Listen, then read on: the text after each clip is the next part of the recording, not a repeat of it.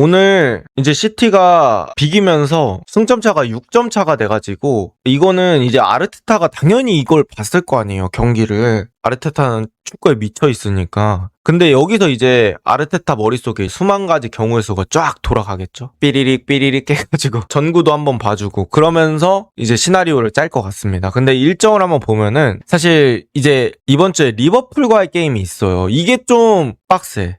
물론 최근에 리버풀이 그렇게 좋진 않습니다. 리즈한테도 비기고 풀럼한테도 비기면서 그렇게 좋진 않은데 이것만 어떻게 잘 넘겨보면 아스날이 쭉 치고 나갈 수 있는 기회가 되지 않을까 싶고, 여기에 지금 리그컵 일정이 있어요. 아르테타 생각이 어떨진 모르겠지만 그냥 제3자 입장에서 봤을 때는 여기다 플로트 박는 게 저는 맞지 않을까라는 생각을 합니다. 4강까지 올라왔는데 로테 돌리는 게 맞나 싶지만 지금 어쨌든 6점 차로 벌어졌잖아요. 저는 오히려 여기가 그 점프대라고 생각을 해요. 아스날 입장에서는. 그 팀틀 앞에 있는 그 점프대 있잖아. 그러니까 여기서 어떤 결정을 하느냐가 포인트일 것 같고, 리그컵 우승할래, 리그 우승할래, 그러면 당연히 리그잖아요. 애초에 아예 가치 자체가 달라버리는데. 그래서 여기서 이제 아르테타가 어떤 선택을 하냐가 되게 중요할 것 같고, 사실 아스날이 일정 보면은 지금 리버풀 있고 그 다음에 노팅엄, 그 다음에 맨유거든요. 그래서 당장 있는 일정은 그렇게 쉬운 일정은 아닌 것 같아요. 그나마 이제 아스날이 챔피언스 리그에서 성적을 잘 받아놨죠. 지금 전승 찍어놨기 때문에 챔피언스 리그 남은 2경기는 어느 정도 로테를 돌리면서 갈 수가 있어요. 이게 어떻게 보면 상당한 지금 어드밴티지. 그러니까 어드밴티지라기보다는 지금까지 아스날이 쌓아왔던 거가 지금 도움이 되는 거겠죠. 그리고 이제 그 3개의 어려운 일정이 넘어가면 2월부터는 리즈, 그 다음에 썬덜랜드, 브렌트포드, 토트넘인데, 리즈가 그래도 자신들의 홈에서는 빅클럽들 발목을 좀 잡는 것 같습니다. 첼시 이겼고 리버풀이랑 비겼고 그런 부분들이 어느 정도 있어서 리즈 원정은 좀 쉽지 않겠으나, 썬덜랜드는 또 자신들이 원정으로 가면 좀 약해지는 게 있거든요. 그래서 이 경기 또 아스날 괜찮게 할 것 같고, 브렌트포드는 사실 최근에 그렇게 상태가 좋진 않기 때문에 뭐 아스날이 당연히 우승을 해야 된다고 하면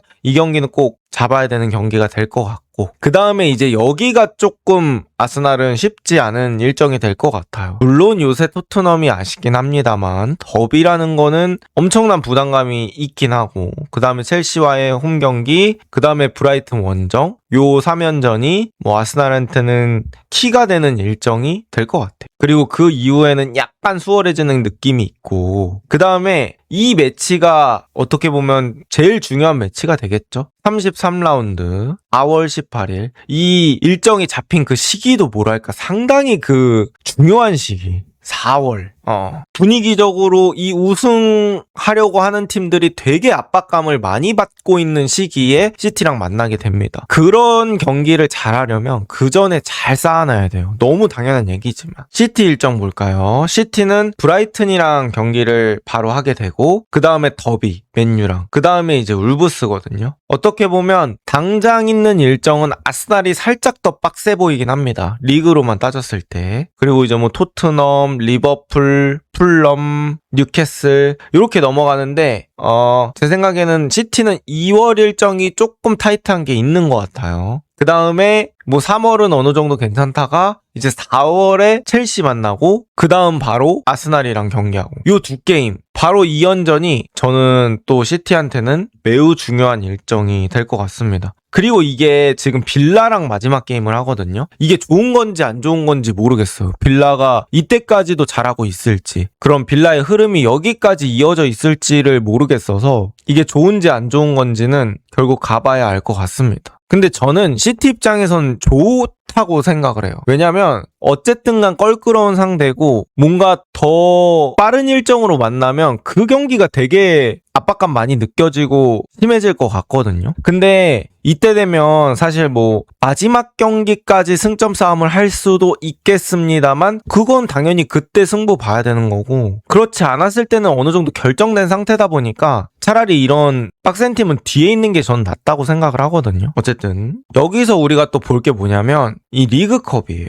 지금 이제 리그컵 대진이 시티가 뉴캐슬이랑 이렇게 만나게 되고요. 첼시가 아스날이랑 만나게 됩니다. 자, 여기서 우리가 생각해야 될 건 양 팀 다 공평한 포인트가 있다는 거예요. 둘 다 2게임씩 소모를 하게 된다는 거예요. 근데 저는 제가 펩이라면 사실 여기서 로테이션을 돌리는 게 맞다고 생각을 합니다. 여전히. 왜냐면 뉴캐슬이 리그컵 좀 신경 많이 쓰는 거 여러분들 아실 거예요. 에디하우 감독. 그래서 뉴캐슬이 지난 시즌 리그컵 우승했기도 하고 컵 대회를 에디하우 감독이 신경을 많이 쓰는 것 같아서 이때 로테이션 안 돌리고 좀 빡빡하게 갈 것 같거든요. 4강전이니까. 그래서 시티 입장에서도 뭐 빡센 경기가 될 것 같아요. 근데 여기서 막 주전을 갈아버리면서 리그컵 4강에서 소모를 하게 되면 저는 이제 그 추후에 있는 일정에 타격을 많이 받을 것 같아서 여기서 시티가 밸런스 조절해야 되지 않나 싶습니다. 시티의 스쿼드와 아스날의 스쿼드를 한번 생각을 해보면 글쎄요. 뎁스 측면에서도 아스날이 지금은 좋은 것 같아요. 아스날은 일단 쓸 수 있는 자원들이 많이 돌아온 상태죠. 뭐 하베르츠라든지 제주스, 요케레스, 스트라이커 자원들 다 있고 윙어도 마르티넬리, 트로사르, 마두에케, 사카 거의 다 살아있고 에제, 메리노, 라이스, 수비맨디, 네르고르, 미드필더도 거의 다 있다고 봐야 되고 그리고 이제 아스날 선수들의 특성이 그래도 멀티 포지션이 좀 된다는 거. 에제도 왼쪽 윙어 볼 수 있고 메리노도 스트라이커 되고 메잘라 되고 마두에케 좌우 다 되고 만약에 뭐 라이스, 메리노 다 부러졌어. 거기에 에제까지 안 돼. 그러면 하베르츠가 살아있다면 하베르츠 왼쪽 메잘라 해도 될 정도로 어쨌든 선수들이 어느 정도 여러 자리 뛰는 데 익숙하다는 거. 수비진도 마찬가지죠. 인카피에 사이드백 센터백 되고 팀버도 센터백 사이드백 되고 지금 센터백 듀오도 다 돌아와 있고 그래서 아스날은 상대적으로 뎁스가 어느 정도 괜찮은 편. 챔피언스 리그 1위기 때문에 남은 두 경기의 비중이 시티에 비해서는 조금 덜하다는 거. 시티도 챔피언스 리그 4승 1무 1패, 승점 13점이긴 하지만 그래도 이제 이 리그 페이지라는 게 마지막 경기까지 승점도 싸움을 해야 되기 때문에 아무래도 전승을 한 아스날보다는 남은 두 경기에 좀 신경을 써야겠죠. 그러다 보니까 그런 부분들이 있습니다. 그리고 이제 시티 지금 스쿼드가 의외로 좀 얇다고 해야 되나? 그런 부분들이 있죠. 일단은 레프트백도 지금 누리가 없는 상황에서 오라일리가 계속적으로 뛰면서 좀 압박감을 많이 받고 있고 스톤스도 뭐 부상이라 제대로 뎁스 역할을 해주지 못하고 있고 그리고 이제 삼선도 약간 뭐 시티의 삼선은 회전문 같아요. 니코 곤잘레스가 살아있을 때는 로드리, 코바치치가 뛰지 못하는 상태. 지금 이제 로드리가 돌아왔는데 니코 곤잘레스, 코바치치가 못 뛰는 상태. 뭐 이런 상태가 되다 보니까 이 한 자리는 계속해서 압박감을 많이 받게 되는 그런 상황이고요. 그리고 홀란도 경기 내에서 중요도가 너무 크고 유형 자체가 홀란드를 대체할 유형이 없다 보니까 홀란도 좀 쉬기가 어려운 상황이. 그리고 이제 서브 자원들의 공격력도 좀 아쉬운 부분들이 있잖아요. 뭐 사비뉴라든지 밥 같은 선수도 물론 이제 나와서 뛸 수는 있지만 주전과는 조금 차이가 있기 때문에 그런 부분들도 있고 그래서 시티가 전체적으로는 뎁스가 엄청 두껍다고 느낄 수는 없는 상황이기 때문에 시티 입장에서는 겨울에 빨리 세메뇨가 잘 확실히 마무리가 돼서 데려와가지고 빨리 뛰게 하고 싶을 것 같습니다. 어쨌든 시티 입장에서는 다른 것도 다른 건데 썬덜랜드전 무승부가 좀 많이 컸고요. 거기서 이제 시티가 오늘 경기 하기 전에 이미 승점이 7점 차까지 벌어지다 보니까 되게 숫자적으로 압박을 받는 상황에서 첼시와 게임을 하게 됐다. 근데 전반전은 상당히 고퀄리티의 게임으로 풀어냈으나 여태까지 그 주전 베스트 11으로 계속 뛰었던 그런 부분들,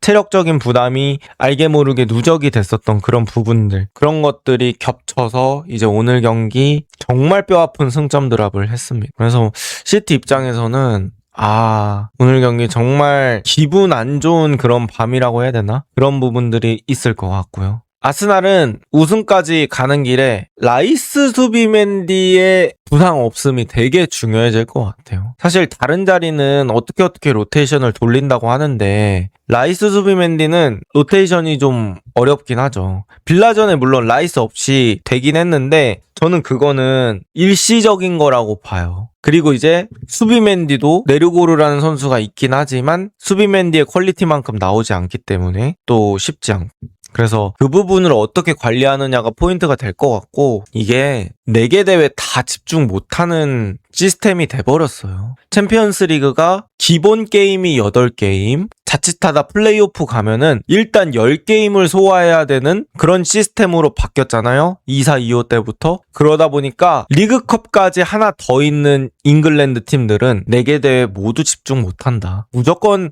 선택과 집중이 필요하고, 그러려면 중요도가 더 높은 대회는 그냥 뻔하잖아요. 리그 챔스잖아. 근데 지금 아스날 입장에서는 그토록 염원하던 그 상황이 일어나고 있죠. 그리고 여기서 이제 아르테타나 아스날 코칭 스태프들이 선택해야 될 그런 상황이 다가오고 있고, 저는 아스날의 점프대가 눈앞에 있다고 표현을 하고 싶습니다. 과연 그 점프대를 어떻게 진입할지, 어느 속도로 들어갈지, 어떻게 선택과 집중을 할지, 이게 매우 중요해진 20라운드다. 이렇게 말씀을 드리고 싶습니다.